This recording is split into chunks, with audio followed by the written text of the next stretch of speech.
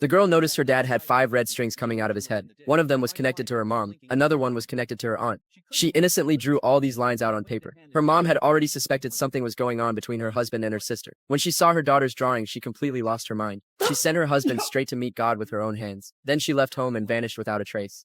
As the girl grew older, Ellie slowly started to understand what the lines actually meant. They connected people who had slept together. Some people were only connected to one person. Others were basically connected to half the city. Even scarier, Ellie was the only one who could see these secrets. But she quickly realized this ability could get her killed. So she chose not to look and not to speak. She even tried to stop breathing just to escape from it. But every time she failed, until one day she made up her mind. If she couldn't die, then she'd figure out where these lines came from. She'd find the one who created them. She was going to find a way to make it all go away. Just then there was a knock at the door. A new neighbor had just moved in, bringing some fruit to say hi. Ellie hid inside her apartment and didn't say a word. The neighbor told her to make sure she ate the fruit before it went bad, then left. That night, the news reported another murder. The reporter mentioned this happened right in Ellie's neighborhood. It was the third case of a woman living alone getting killed. The police had made no progress. The case was stuck. Everyone in the building was freaking out. In that tense atmosphere, Ellie could feel the danger getting closer. As a young woman living alone, she fit the victim profile perfectly. But what she didn't know was she was about to witness the shocking truth hidden behind these cases with her own eyes.